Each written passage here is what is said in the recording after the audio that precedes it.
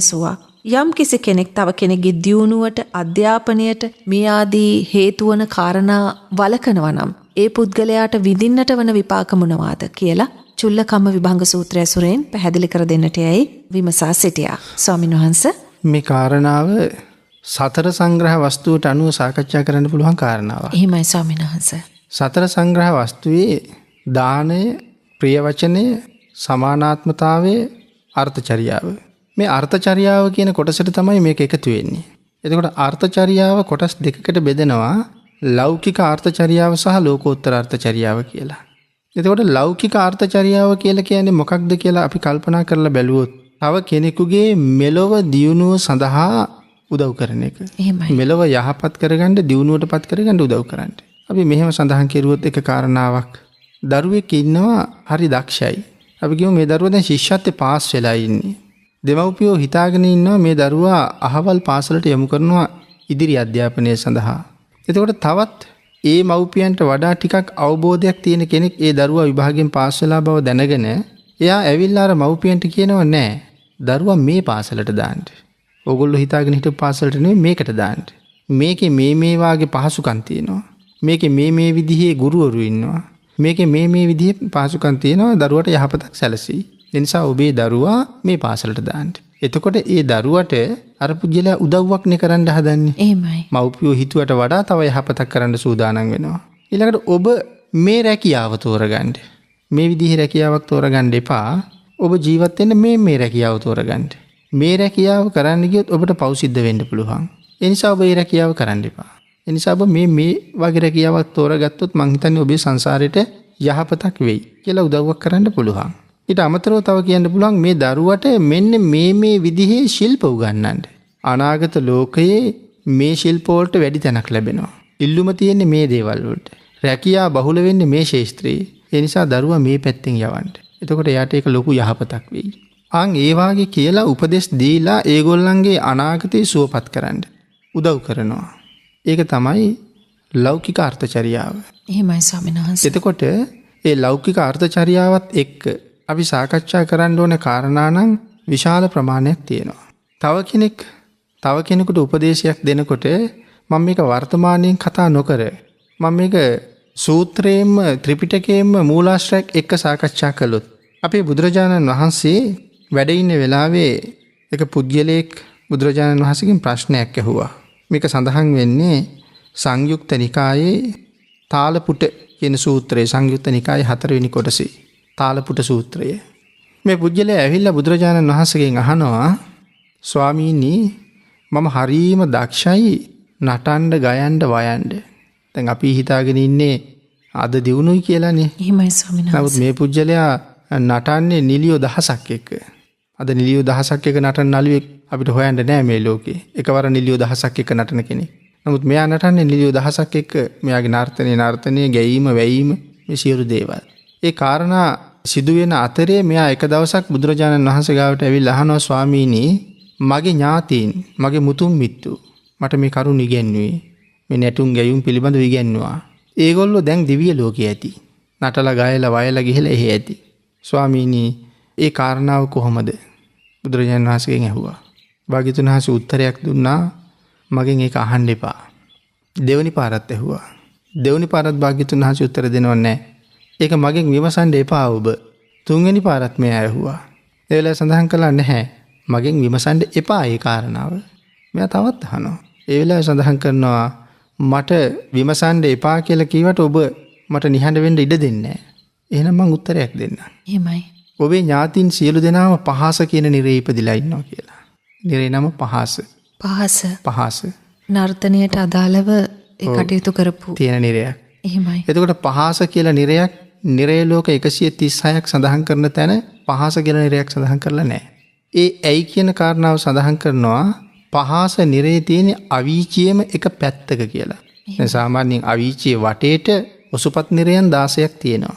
ඒ ඔසුපත් නිරයක් නෙමෙයි පහස කියලා කියන්නේ අවීචියම කොටස් වෙලා එක පැත්තක්. ඒ නිසා අර 136ක් නිරවල සඳහන් කරලා නැහැ.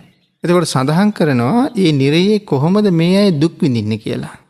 ඒ කාරණාව පැහැදිලි කරනවා දැන් නර්තනයේ යෙදුනොත් කෙනෙක් මේ කාරණාව මේ අනුකම්පාව නිසා පැහැදිලි කරන්න තියෙන කාරණාව. හොඳමයි.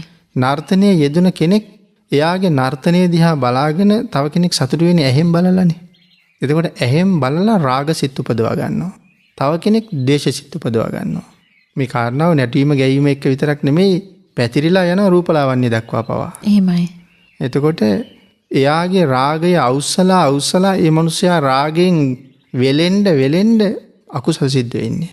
රාගික සිතුවිලි නැති වෙන්නේ. තව පුද්ගලයෙක් තුල රාග සිතුවිලි ඇති කිරීම. උපද්දවනවා. එතකොට ස්වාමීන් වහන්සේ දැන් රූපලාවන්‍ය කියලා කිව්වා. දැන් එතකොට දැන් කාන්තාවෝ ලස්සන වෙන්න කරන විවිධ උපක්‍රම අද පිරිමි පාර්ශවයේ පවා සිද්ධ කරනවා. එතකොට ශරීරයේ කරන විවිධ දේවල් සංකේත තමන්ගේ ශරීරේ පච්ච කොටා ගන්නවා. මේ වගේ දේවල් සිද්ධ කරන මේ හැම දෙයක්ම ස්වාමීන් වහන්සේ ඊට අදාළ වනවද? ඔව් යන්න එපේ. ඇයි මං එහෙම කරන්නේ?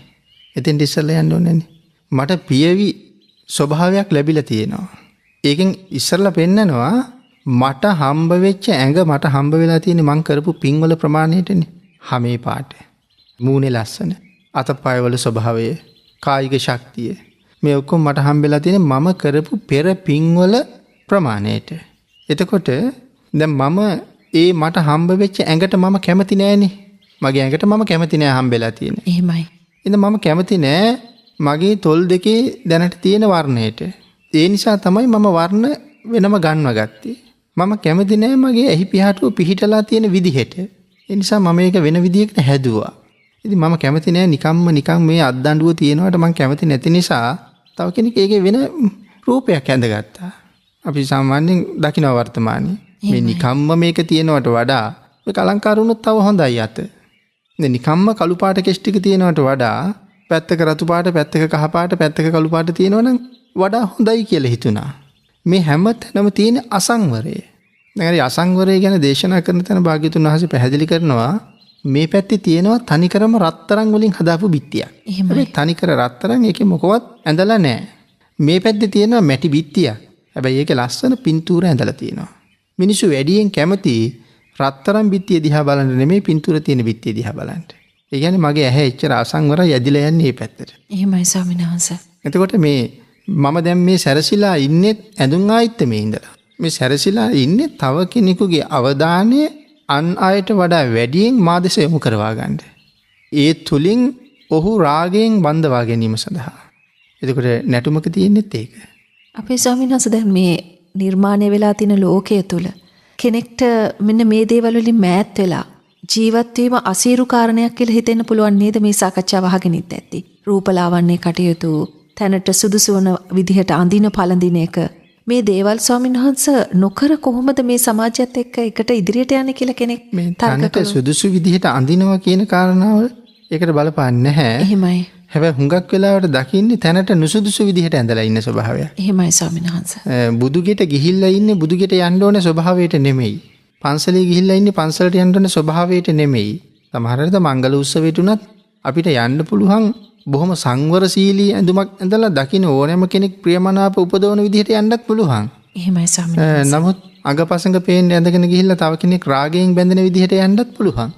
නමුත් එතකොට එයා ඒ විදිහට ගියේ අන් අයගේ අවධානය අර පාදාන්තයේ දක්වාම හොඳට වැහිලා අත් හොඳට වැහිච්ච ඇඳුමක් ඇඳගත්ත කෙනාට වඩා සාමාන්‍ය පෘථග්ජන සමාජයේ ඊටාම කොට ඇඳුමක් ඇඳගෙන ගියපු දිහා බලනවා වැඩි. එහෙමයි. එතකොට එයා දන්නවා මේ පිරිස ඔක්කොම මන් දිහා බලනවා වැඩි. එතකොට ඒගේ සියලු දෙනාගේ අවධානය තමා දිහාට ගත්තා. එතකොට එයාගේ ඇඳුමේ ස්වභාවය සහ අඟපසඟ පේන්න නොපෙන්න ඇඳලා ඉන්න ස්වභාවයත් එක්ක අර පිරිසගේ රාගසිතකුත් ඇති වෙනවා. එහෙමයි. එතකොට ඔවුන්ගේ හිත ව්‍යාකූල කළා මගේ ඇඳුම සහ මගේ ශරීරයේ ප්‍රදර්ශනය කිරීම. ඒ තුළ රාගසිත උපදවාගත් අර පුද්ගලයා අකුසල් කරගන්නවා. ඔහුට අකුසල් කරගන්න මම උදව් කළා. එහෙමයි. ඉතින් ඒ නිසා මට ඒක නිරේක ගිහිල්ලා ගෙවන්න සිද්ධ වෙනවා. ඒ නිරේ තමයි පහස නිරේ. ජීවිතය කියලා කියන්නේ අපි හිතන තරම් සරල කාරණයක් නෙවෙයි. ඒ නිසායි අපි මේ මොහොතේ සිහිපත් කළ යුත්තේ බුදුරජාණන් වහන්සේ පිරිනිවී ගියත් උන්වහන්සේගේ කරුණාව, මෛත්‍රිය, අප කෙරෙහි අනුකම්පාව මේ මොහොතේ යෙදී තිබෙන බව. එය සිහිපත් කිරීම ඊටමත් වැදගත්. අපේ බුදුරජාණන් වහන්සේ අපෙන් අපේක්ෂා කළේ උන්වහන්සේගේ පිළිරුව ඉදිරිපිට දනින් වැටි වැඳ නමස්කාර කිරීම පමණක් නොවේ.